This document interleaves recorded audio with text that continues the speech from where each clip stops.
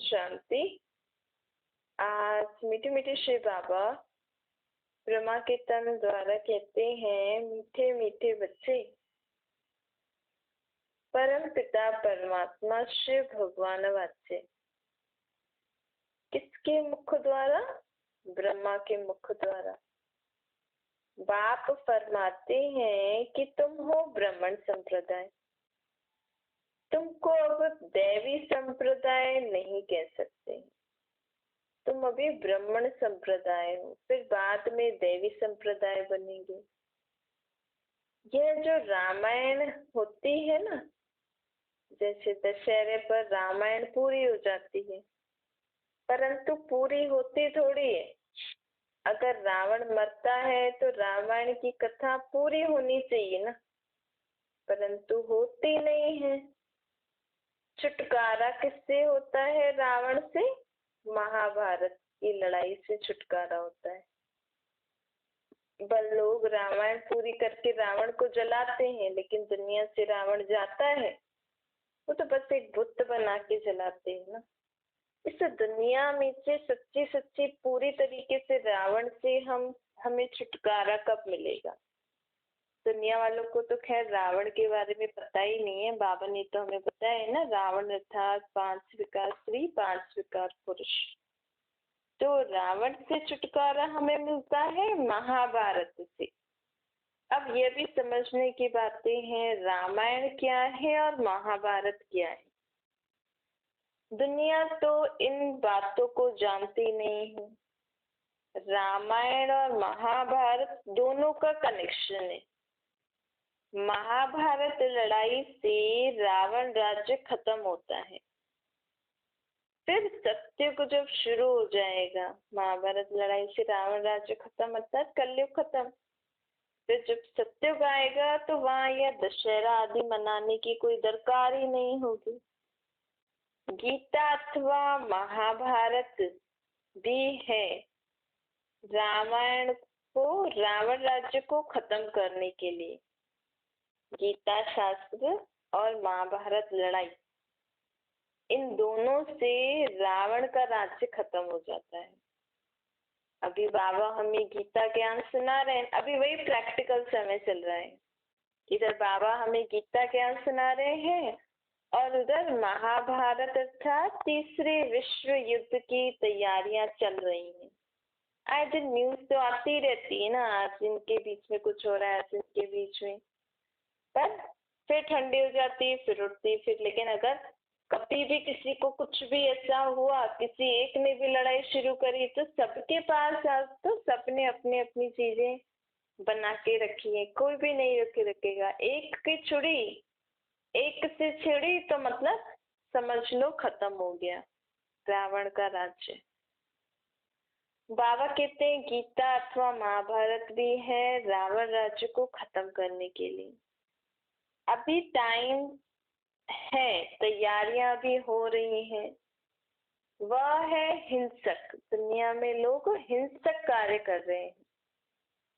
अभी हम क्या कर रहे हैं? हम अहिंसक कार्य कर रहे हैं। हम भी रावण राज्य को खत्म करने का कार्य कर रहे हैं ना, लेकिन कैसे? परमात्मा की शक्ति से।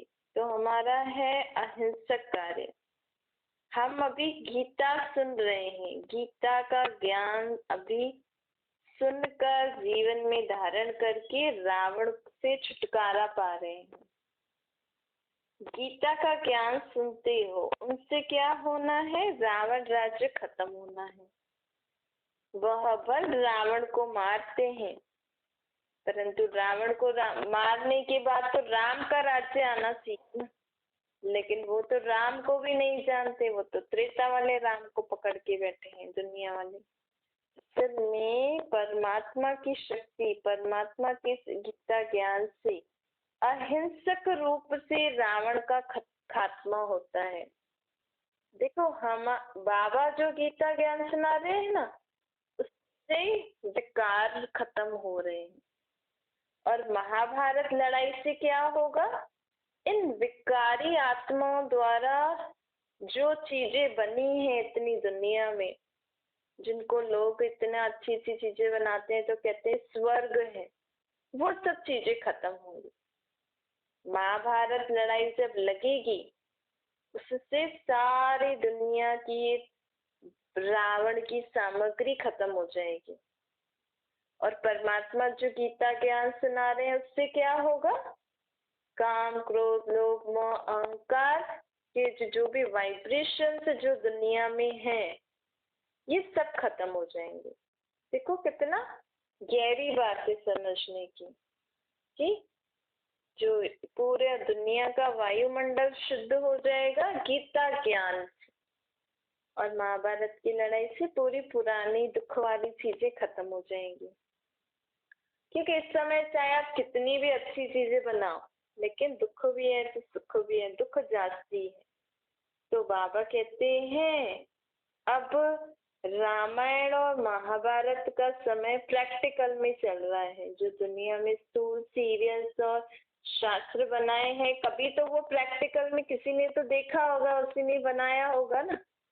तो अभी कब देखेंगे? जब प्रैक्टिकल होगा। अभी ही रामायण और महाभारत प्रैक्टिकल में चल रही है। घर घर में रामायण हो रही है, दुनिया में महाभारत की लड़ाई चल रही है और यहाँ परमात्मा हमें गीता ज्ञान सुना रहे हैं। तो महाभारत है रामायण को खलास करने के लिए। ये बड़ी गुह्य समझने की बातें हैं। इसको समझने के लिए हमारी बुद्धि बड़ी विशाल होनी चाहिए। बाप समझाते हैं महाभारत लड़ाई हर 5000 साल में एक बार लगती है।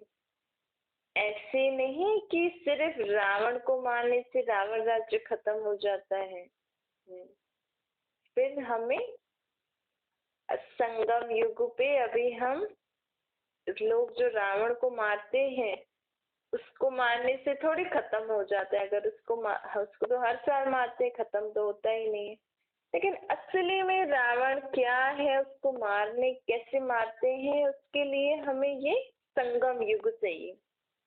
कलयुग का अंत सत्य की आदि में जब परमात्मा इस सृष्टि पर आते हैं वो हमें जब बताएं रावण क्या है, कैसे मारा जाता है, तब यह रावण पर हम विजय प्राप्त करते हैं।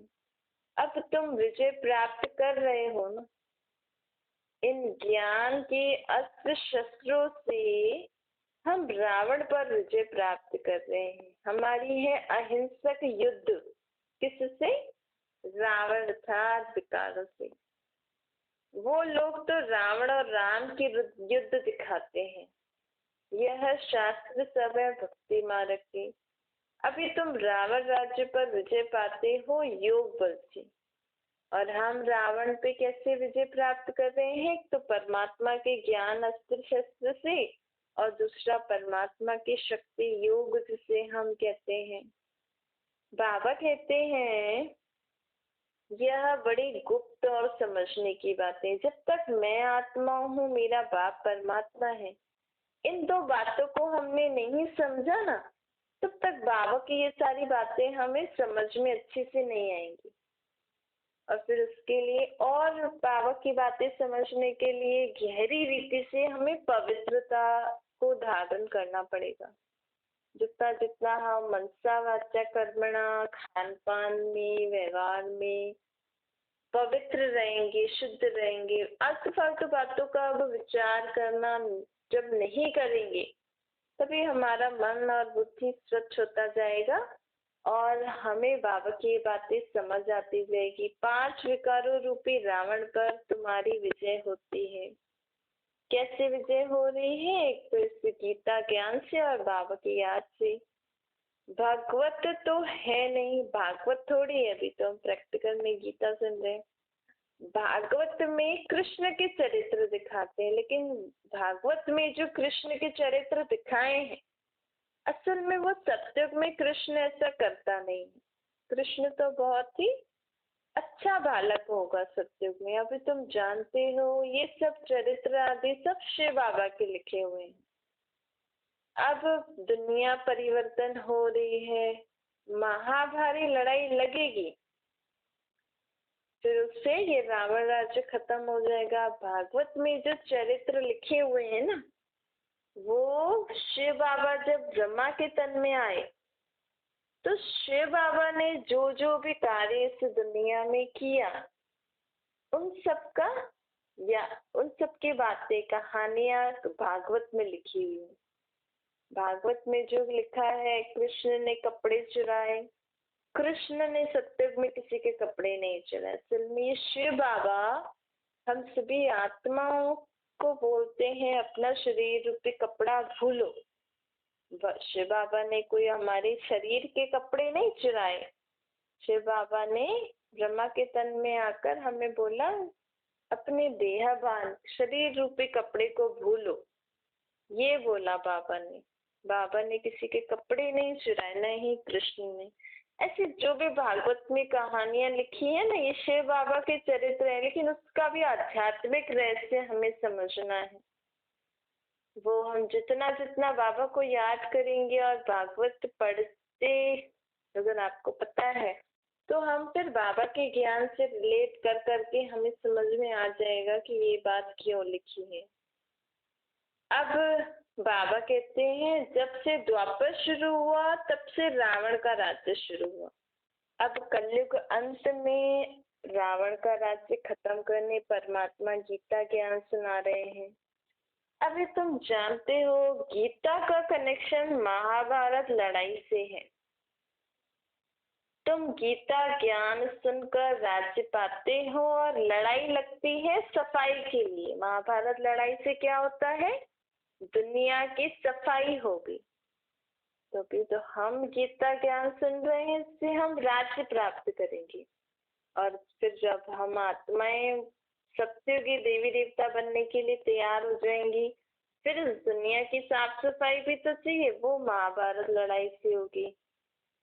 बाकी भागवत में चरित्र आदि सब ऐसे ही लिखे हैं। शिव पुराण में भी कुछ नहीं है, नहीं तो गीता का नाम होना चाहिए शिव पुराण। शिव बाबा अभी बैठकर ज्ञान दे रहे हैं ना, उसका नाम गीता रखा है। गीता सब शास्त्रों से छोटी है और सबसे सब शास्त्रों में ऊंची भी गीता है। देखो एक गीता में ही लिखा है मामेकम याद करो, ग्रंथ में लिखा है उस परमात्मा को याद करो। गुरु नानक भी परमात्मा की तरफ इशारा करते हैं, क्रिश्चियन का क्राइस्ट भी गॉड की तरफ इशारा करते हैं, इस्लामी बौद्धी सब वो सब परमात्मा निराकार की तरफ, अल्लाह की तरफ इशारा करते हैं कि उसको याद करो।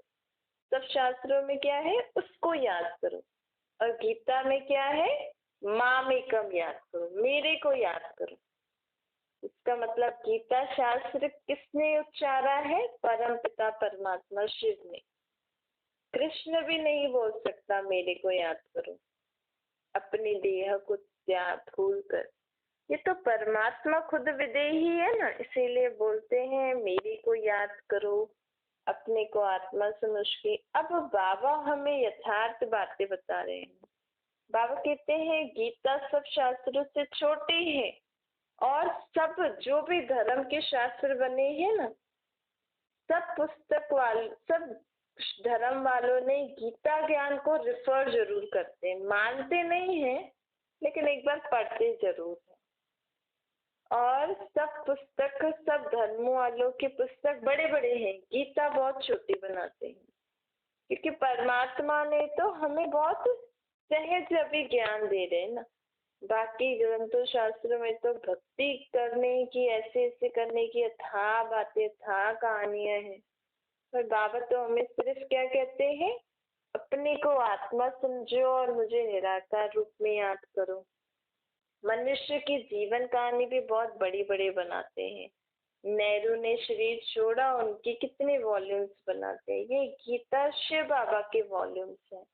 कितनी बड़ी होनी चाहिए ना, परंतु गीता इतनी छोटी क्योंकि बाप सुनाते ही एक बात है, मुझे याद करो तो विक्रम विनाश हो, क्योंकि एक बिंदु में ही सब कुछ समाया हुआ है। अगर हम सिर्फ परमात्मा और कुछ भी नहीं सुने, भले हम रोज मुरली भी नहीं सुने, पर सुननी है। बाबा कह रहे ये तो उन बच्चों के लिए जो नहीं सुन सकते, जो बहुत बिजी रहते हैं।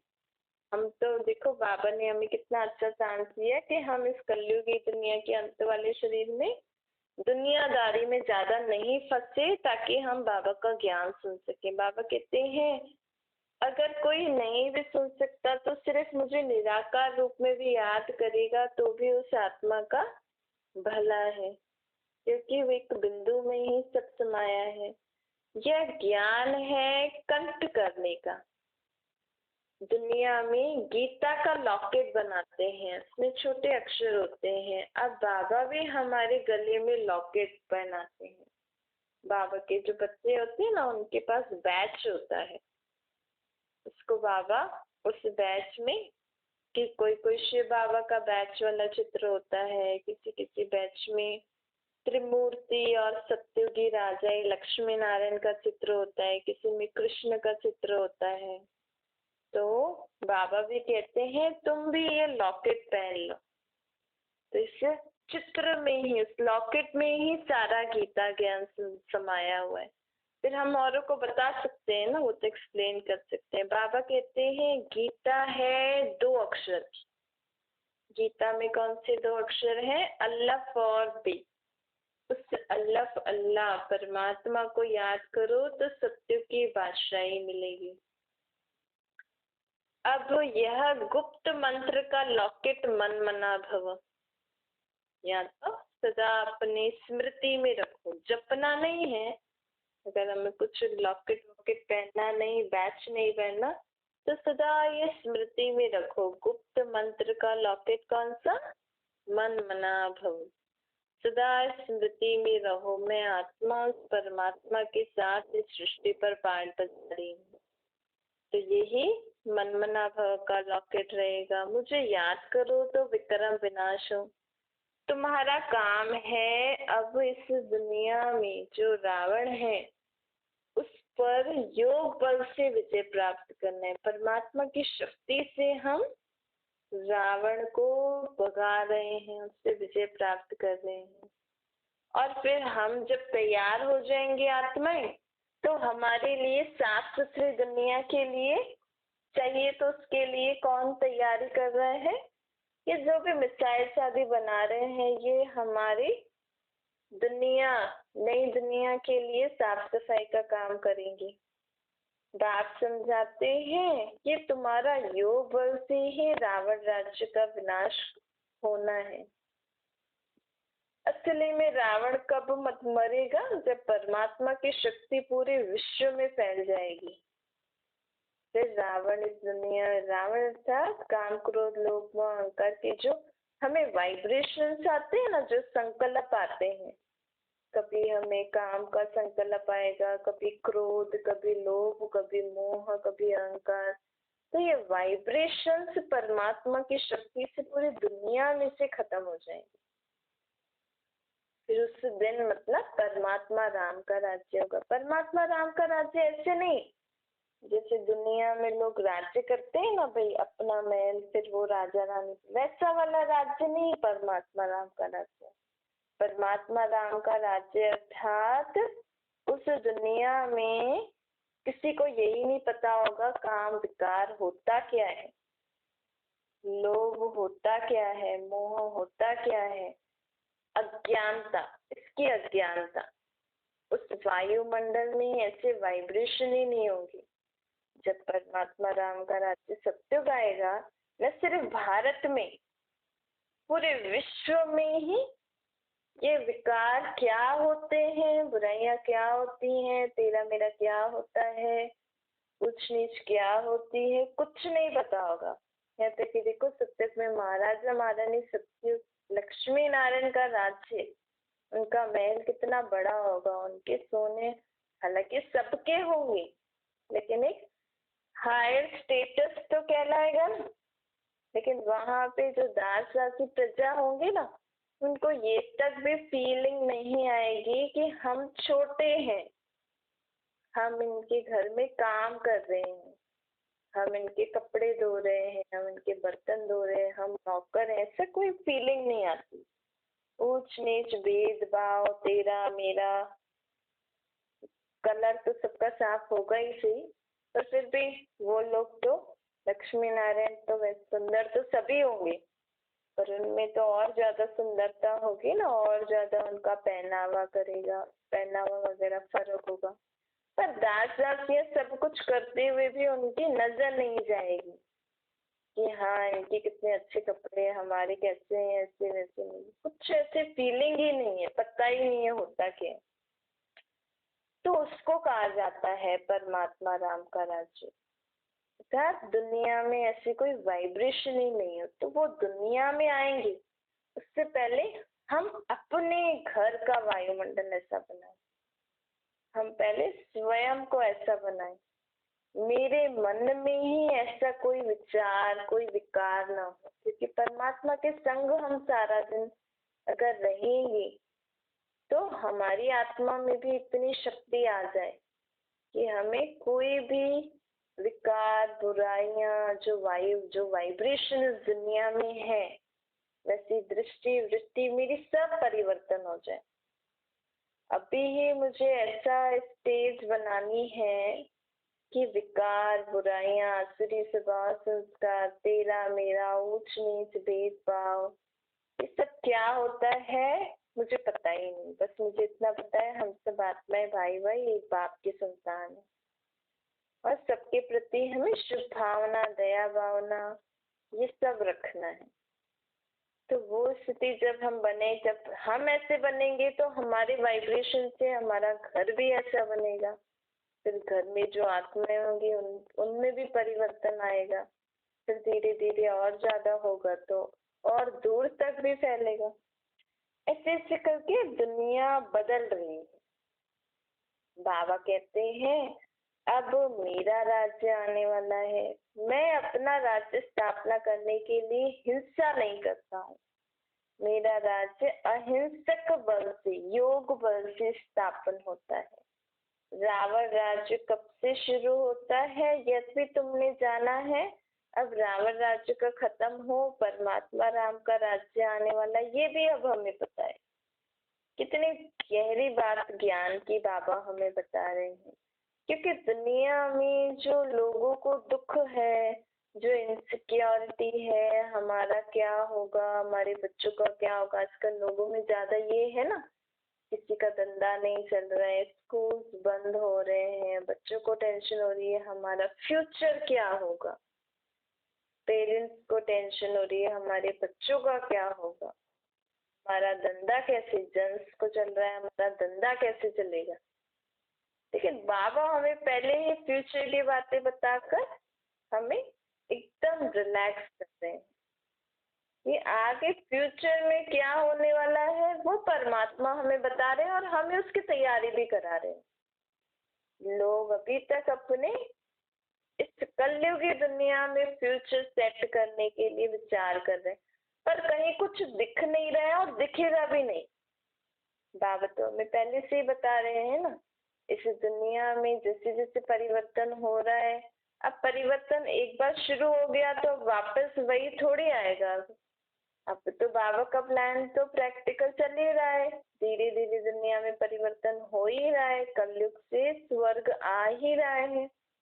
तो अब हमें बाबा पहले अलर्ट करा रहे ताकि अब हमें कोई टेंशन नहीं हो।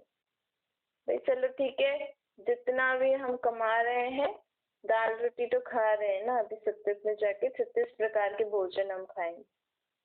अब हमें अपनी मेंटालिटी ये बनानी है, चलो बच्चे जितना भी पढ़ रहे हैं ना, ठीक है, सत्युग में चल के आराम से सब अपना अपना जीवन जिएंगे। सत्युग में तो ये टेंशन वाली पढ़ाई नहीं है, वहाँ भी खेल खेल में पढ़ाई होती है। तो अभी पढ़ाई इतनी करके भी क्या करेंगे, क्योंकि आगे कोई फ्यूचर है ही नहीं। भले हमें अब पहले हम तो रिलैक्स हो जाए, हम तो इन बातों से, टेंशन से दूर हो जाए कि हम तो कम से कम अपने फ्यूचर के बारे में ऐसे तो नहीं सोचे कि अब हमारा क्या होगा, धंधा नहीं चल रहा है, बच्चे कैसे पढ़ेंगे, ये वो ऐसी वैसी बातों से हमें अब मुक्त होना है।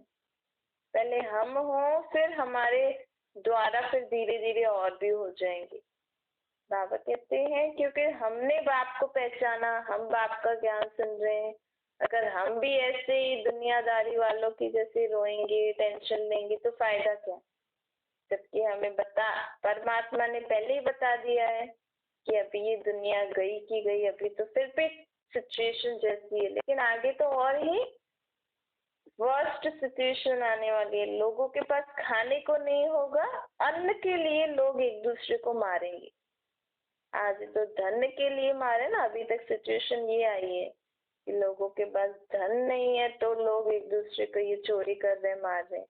लेकिन बाबा हमें आगे की सिचुएशन बता रहे हैं कि लोगों के पास अन्न ही नहीं होगा, क्योंकि आप देख रहे हो बिना मौसम, कभी बारिश, कभी गर्मी, कभी क्या, तो ऐसे तो फिर कहाँ से आएगा दुनिया में खान पान का सामान भी कहाँ से आएगा।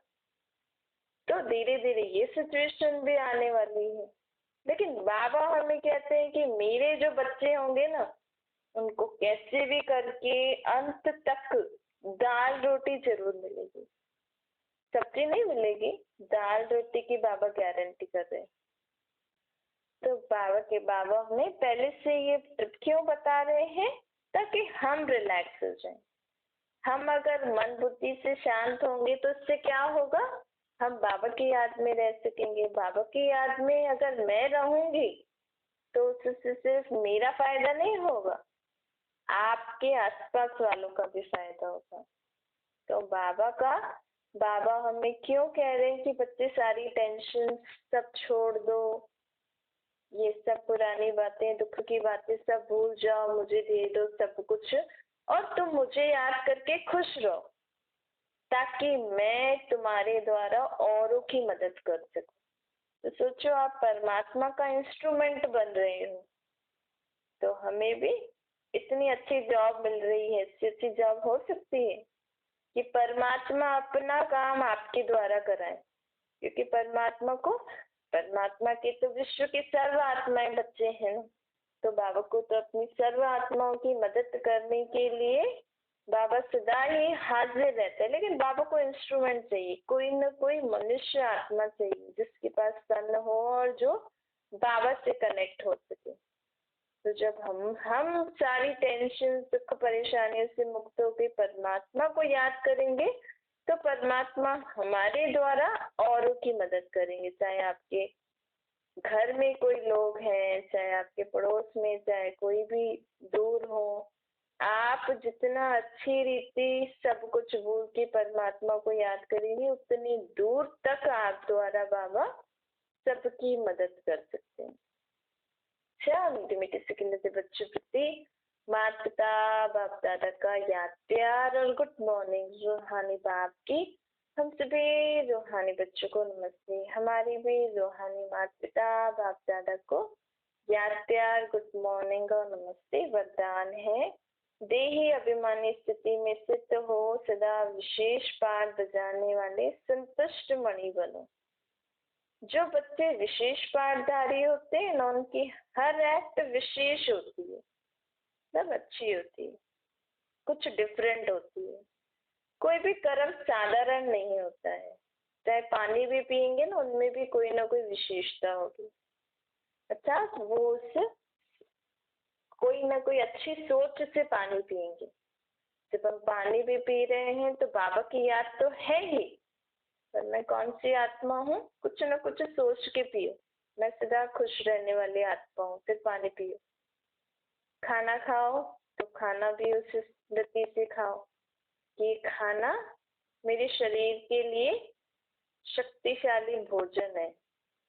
अब मैं जब आत्मा इस बाबा को याद में खाना खाऊंगी तो इस खाने से शरीर के हर ऑर्गन एकदम ठीक होते जाएंगे। कोई भी अगर बीमारी होगी तो बिल्कुल ठीक हो जाएगी। इस रीति हमारा हर कर्म साधारण नहीं होना चाहिए, बहुत विशेष होना चाहिए। साधारण आत्मा कोई भी कर्म देह अभिमान होकर करेगी, लेकिन हम विशेष आत्माएं हैं ना, तो हम विशेष आत्माएं हर कर्म कैसे करेंगी, देही अभिमानी स्थिति में स्थित होकर। आत्म अभिमानी, मैं आत्मा खाना खा रही हूँ, मैं आत्मा पानी पी रही हूँ, मैं आत्मा इस सब्जी काट रही हूँ इन हाथों से, किसके साथ, परमात्मा के साथ। ये है हमारा विशेष पाठधारी बनना। जो देही अभिमानी स्थिति में स्थित रहकर कर्म करते हैं वह स्वयं भी सदा संतुष्ट रहते हैं और दूसरों को भी संतुष्ट करते हैं। इसलिए उन्हें संतुष्ट मणि का वरदान स्वतः प्राप्त हो जाता है। स्लोगन है, प्रयोगी आत्मा बन योग के प्रयोग से सर्व खजानों को बढ़ाते चलो। प्रयोगी आत्मा अर्थात आपके पास जो भी बाबा हमें खजाना देते, जैसे आज बाबा ने हमें बोला कि आप विशेष आत्मा हो, आप संतुष्ट बनी आत्मा हो, आप सदा खुश रहने वाली आत्मा हो। तो ऐसे ही हमें इस बात को घड़ी घड़ी यूज करना है, इसको याद करना है। जितना हम इसको घड़ी घड़ी स्मृति में लाएंगे ना, तो जैसे तो हम इस खजाने का प्रयोग कर रहे हैं, इसको यूज कर रहे हैं। जितना मैं इस स्मृति में रहूंगी कि मैं खुश रहने वाली आत्मा, उतना मेरा ये खुशी का खजाना बढ़ता जाएगा। और जितना मैं औरों को बांटूंगी तो वो और बढ़ता जाएगा। अच्छा, ओम शांति।